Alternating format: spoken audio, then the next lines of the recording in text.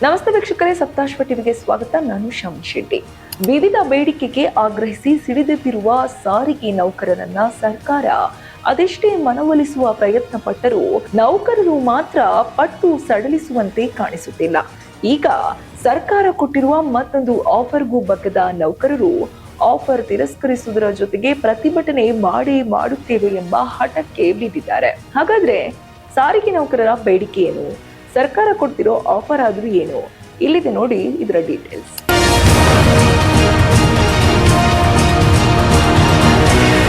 ಸಾರಿಗೆ ನೌಕರರ ಹೋರಾಟ ಜೋರಾಗುವ ಸಾಧ್ಯತೆ ಕಂಡ ಸರ್ಕಾರ ನೌಕರರನ್ನ ಸಮಾಧಾನ ಪಡಿಸುವ ಯತ್ನಕ್ಕೆ ಮುಂದಾದ್ರು. ಪ್ರಯೋಜನ ಮಾತ್ರ ಏನೂ ಕಾಣ್ತಿಲ್ಲ.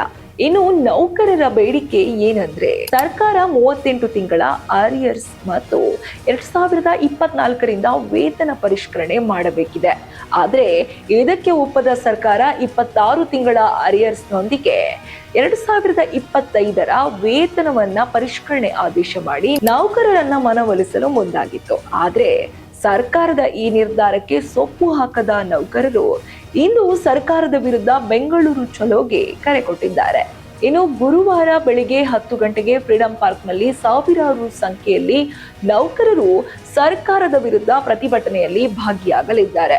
ಅಷ್ಟೇ ಅಲ್ಲದೆ ಸಂಜೆ 4 ಗಂಟೆಯವರೆಗೂ ಸರ್ಕಾರಕ್ಕೆ ಬೇಡಿಕೆ ಈಡೇರಿಕೆಗೆ ಅವಕಾಶ ನೀಡಿದ್ದು, ಸಂಜೆ ಒಳಗಾಗಿ ಪೂರ್ಣ ಪ್ರಮಾಣದಲ್ಲಿ ಬೇಡಿಕೆ ಈಡೇರಿಸಲು ಸರ್ಕಾರ ನಿರ್ಧಾರ ಕೈಗೊಳ್ಳಬೇಕಿದೆ. ಆದರೆ ಸರ್ಕಾರ ಇದಕ್ಕೆ ಒಪ್ಪದೆ ಹೋದರೆ ಇಂದು ರಾತ್ರಿಯಿಂದಲೇ ಬಸ್ ಸಂಚಾರ ಸ್ಥಗಿತಗೊಳಿಸಿ ಮುಷ್ಕರಕ್ಕೆ ಮುಂದಾಗುವ ನಿರ್ಧಾರ ಮಾಡುವ ಸಾಧ್ಯತೆ ಕೂಡ ಇದೆ. ಸಾರಿಗೆ ನೌಕರರು ಮತ್ತು ಸರ್ಕಾರದ ನಡುವಿನ ಜಗ್ಗಾಟ ಹೊಂದಾಣಿಕೆ ಹಂತವನ್ನೇ ತಲುಪುತ್ತಿಲ್ಲ.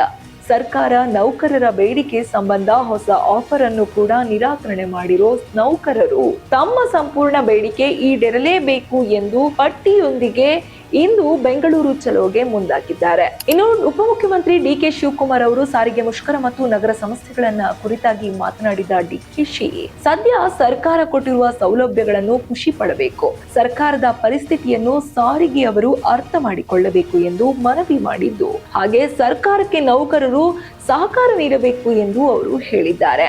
ಇದರ ಜೊತೆಗೆ ಬೆಂಗಳೂರಿನ ಕಸದ ಸಮಸ್ಯೆ ಕುರಿತು ಡಿಕೆಶಿ ಗರಂ ಆಗಿದ್ದಾರೆ. ಯಾರು ಕಸ ಹಾಕಲು ಬಿಡಲ್ಲ, ಅವರ ಕ್ಷೇತ್ರದಲ್ಲಿ ಕಸ ಎತ್ತಿಸಲ್ಲ, ಆಗ ಜನರೇ ಅವರಿಗೆ ಉಗಿತಾರೆ ಎಂದು ಎಚ್ಚರಿಕೆ ನೀಡಿದ್ದಾರೆ. ಕಸ ಎಲ್ಲಾದ್ರೂ ಹಾಕಲಾಗುತ್ತದೆ, ಕಸ ಎಲ್ಲಾದ್ರೂ ಹಾಕಲೇಬೇಕಾಗುತ್ತದೆ. ಸಂಪ್ರದಾಯದಂತೆ ಕಸ ಹಾಕುತ್ತಿದ್ದೇವೆ.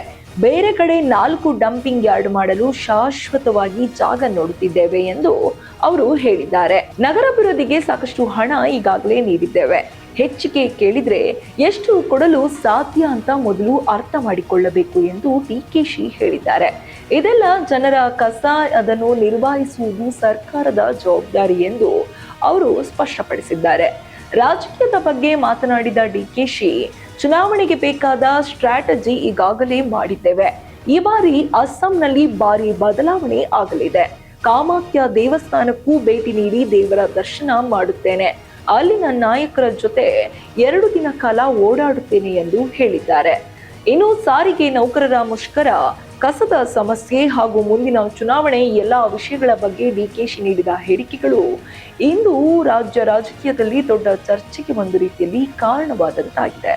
ಇದಿಷ್ಟು ಈ ಹೊತ್ತಿನ ವಿಶೇಷ ಸುದ್ದಿ. ಇನ್ನಷ್ಟು ಅಪ್ಡೇಟ್ಸ್ಗಾಗಿ ನೋಡ್ತಾ ಇರಿ ಸಪ್ತಾಶ್ವ ಟಿವಿ. ಇನ್ನಷ್ಟು ಹೆಚ್ಚಿನ ಮಾಹಿತಿಗಾಗಿ Saptashwa TV Kannada YouTube channel ಅನ್ನು ಸಬ್ಸ್ಕ್ರೈಬ್ ಮಾಡಿಕೊಳ್ಳಿ.